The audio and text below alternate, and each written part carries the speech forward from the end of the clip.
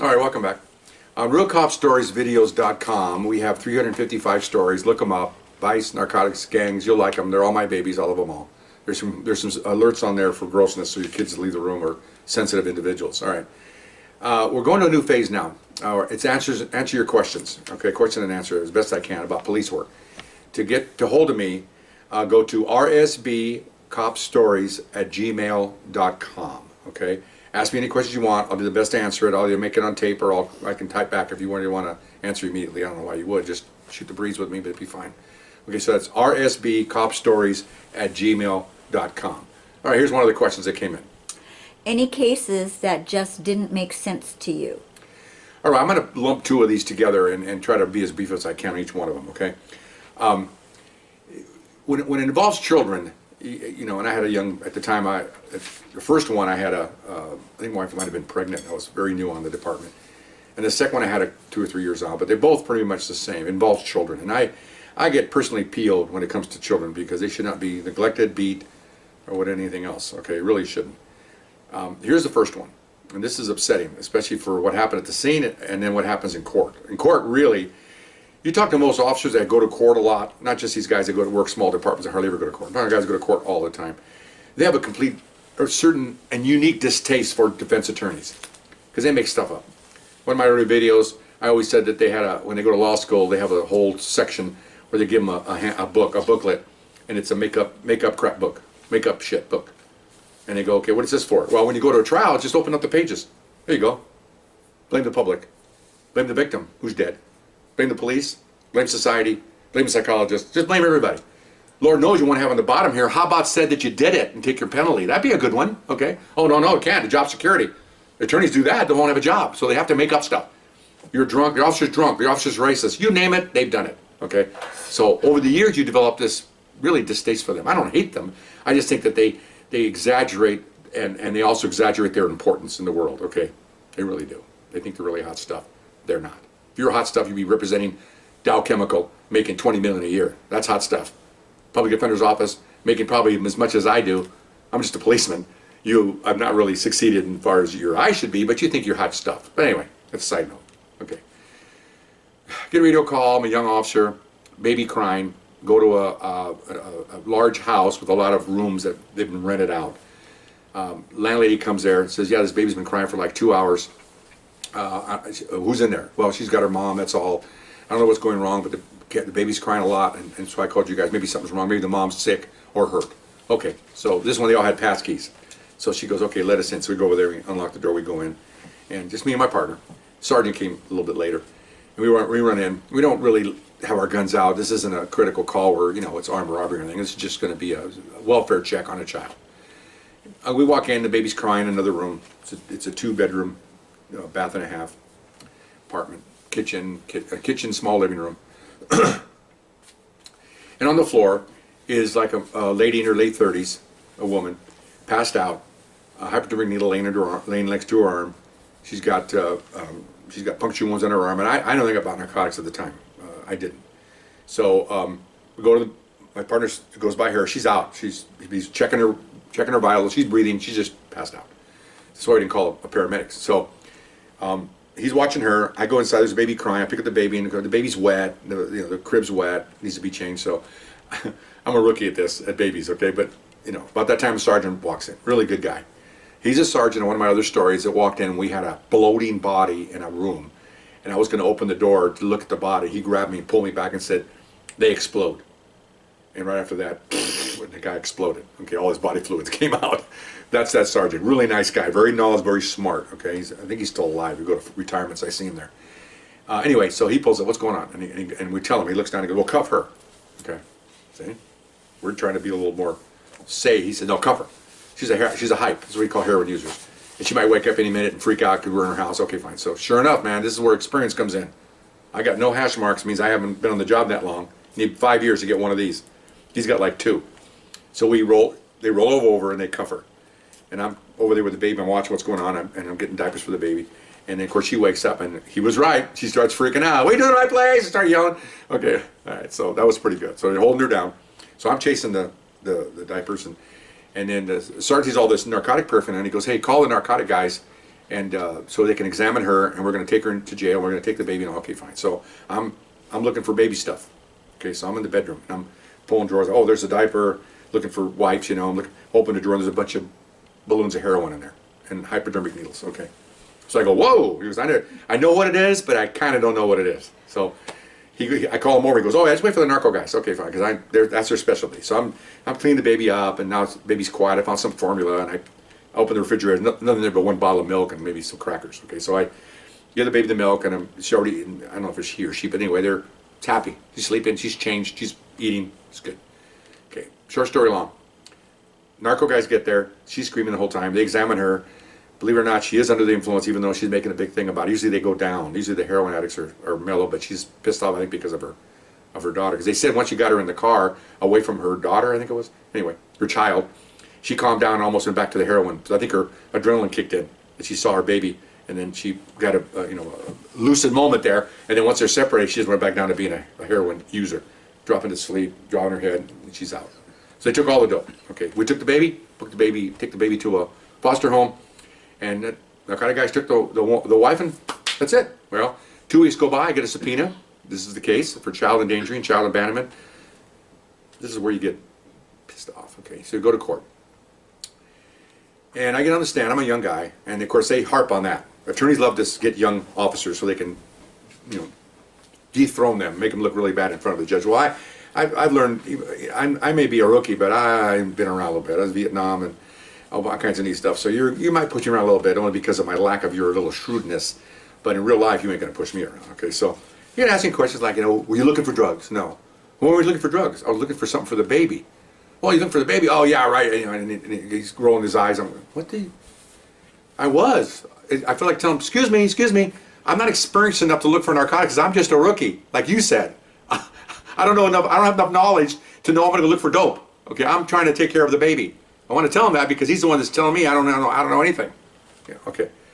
So then the district attorney comes in and says, what were you looking for? Diapers. Why? Well, the baby was this. Well, were you looking for narcotics? No. Why weren't you looking for narcotics? Because my primary concern is the baby. Okay? Okay, fine. So okay, fine. So I'm the witness on the baby. The heroin guys come in, talk about that, and then the baby's still in a foster home. So then they go, oh, the judge's going to decide what to do about the baby, but that has to go to child court. Okay, another courthouse. So a week goes by. She held answer for the heroin and the possession of all this stuff, so she's gone. So I get 2 weeks another subpoena. It's for juvenile court, because the juvenile court handles matters of juveniles, okay, children. I go in there, same attorney's there. Now she's out and she's there, and she's dressed like Pollyanna, for crying out loud. Hair's up, nice outfit, very demure. She's got her long sleeve shirt on.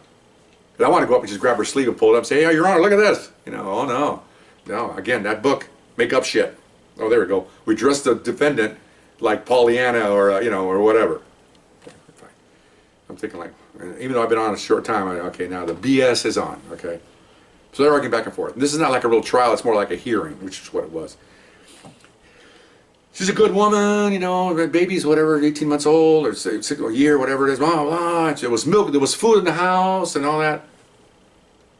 So the DA gets me up there, I gave my testimony.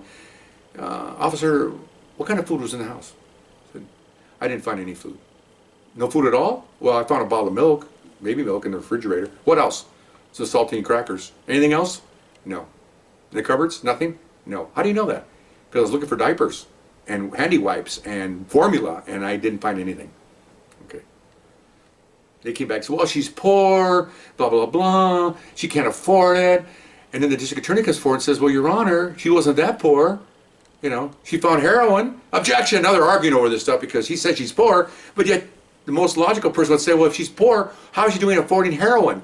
And I found out later on, as I became a narcotic detective, that heroin addicts got to pipe it in 3 or 4 times a day at $12 or $20 a pop. That's $80 a day, $100 a day. How do you afford that? Okay, you steal, you borrow, you beg, and if it's a woman, you give sex, whatever. But she has no money for the baby. Okay, so they're arguing back and forth. Objection this, objection. I'm just sitting there going, oh my gosh, I feel myself getting wound up over this, and I really shouldn't. But then again, I should. Someone should get concerned about this, about the baby. They're having these legal arguments back and forth. Nobody cares about the baby. This is crazy. Okay, fine. So Sure enough, here it comes. The judge gets up there because it's a judge only. And he goes, "Well, I rule that our job is to look for the look to the part of the child, what's best for the child." And I'm thinking, "Uh-oh, here it comes." So therefore, I'm leaning towards allowing the child to go back with the parent. And I'm looking at the DA. I'll look at you like I'm like this, looking at him like, and he puts his hand on my arm and goes, "Calm down." I said, "Son of a," And then the judge looked at me, and I just had to look away because I'd get in trouble. I'm supposed to be straight arrow. He looked at me and just kind of ignored me and blabbing away, and she's crying, "Thank you, Your Honor. Oh, Pollyanna thanks you. Annie thanks you. Get out of here." The attorney's all smiles, I really think to this day, the attorneys, I really do. I have an attorney friend of mine, a personal friend that baptized my child. I think attorneys don't really care about the child or anybody involved, like the defendant or the victims. All they care about is winning. I really do believe that. They don't care about anything. They don't care about their client. They want to win. They want to beat that DA. That's all they care about. I mean, it's amazing. I really do think that. I think it's winning is everything. Yeah, but you got to think about your client, the kids. They don't care. They don't care. So anyway, so I was hot, man. Oh, so everybody left, and then the DA, he looks at me and goes, "Hey, kid, how many years you have on?" I go, "I got 2.5." He goes, "You got a long road." He says, "You cannot get this, let you affect you." I said, "But what if I told him, if I don't get mad about this, nobody gets mad, right? You're not mad, are you?" He goes, "No, I'm just doing my job." The judge doesn't get mad. Nobody's getting mad over this. I'm the only one. Why should I be the only one getting mad over this? He goes, just shakes his head. "I don't have an answer for you. Just good luck." And off he went. I walk out of there, good thing I didn't, confront a suspect in the hallway. I would have strangled them all so mad. Okay, so, okay, fine. Because I'm Mexican. I got a lot of moving parts here, a lot of heat in here, and emotions, okay? Got that from my mom, God bless her. And so, that's one of them. Okay, let me get another one. Hopefully have time for the second one, okay? Fast forward 2 or 3 years later, working another watch, hot summer night, it's like 1 in the morning, get a call, abandoned children, okay? And remember now, we're cut from the human race, so we're not robots, and most people think we are. We have emotions, we think we have, at that time I had two daughters, they're young, so we get a call. There's a wall, in an alley, there's a wall on this side with houses, backyards, and across the alley is a strip mall, long strip mall, about a block and a half long, with all kinds of businesses, and one of the businesses was a bar. And a lot of cars parked around that door, obviously, and it's it's hot, although doors are open. And we pull up, and as we get out of the car, we're looking around, because it said "see the woman." This was you say "see the woman," describes what the abandoned child. So we're looking for the woman. Look over. Here's this lady, offset from the bar behind her brick wall. It's about this high. And she goes, "Psst," So I love citizens, man. So I go, "Yes, ma'am." She goes, "I called you guys." I'll say it loud. "I called you guys." So what's going on? Well, she goes, "That van right there. So I come out every hour to walk my dog and see what's going on back here. There's all kinds of people breaking in cars. And that van over there pulled in about 3 hours ago. And about an hour ago, I get her kids crying, and no one ever comes out for that van. I've been coming back about every 20 minutes, and the kids are still crying, and that van's been there for 3 hours." Okay. Hotter than heck, too, man. It's an LA night. It's hot. Okay. So I go, "Okay, thank you, ma'am." So, and she goes, I said, "You want to get involved?" She goes, No. Because what happens is, unfortunately, you put her name on the report, and then the suspects get out of jail, they'll go back and attack her. That happens a lot. But we didn't need it. We didn't need it because our concern is, again, for the child. Child safety, that's our job. We don't give a crap about anything else. So we go up to so about that time, my sergeant pulls up. There's another no-nonsense guy. Gets out, what's going on? We tell him, "Okay, well, let's go." So we walk over to this van. Kids are crying in there. It's hot. We look inside. One's in a car carrier. One's in the seat. 2 kids, and you can see they're just dripping in sweat. We're trying to get the door open. I said, "Should we go in the bar?" He goes, "No, break that door. Break that window." Okay, boom. We blast that window. Open the door. Get them out. Give them water. Trying to cool them down. And boy, they got that. I don't know if you people out there. I don't know if you have had children, but when they cry for when they're hungry, and they cry when they're not happy. They cry. They cry. Okay, but when you hold one, and they're crying so hard that they're shaking, that they're almost out of control shaking. That's not usual. That's different, okay? I had 2 girls. They cried. Sometimes we give them a little hit for doing something bad, but they cry and it's over, okay? It's over. Feed them, they come.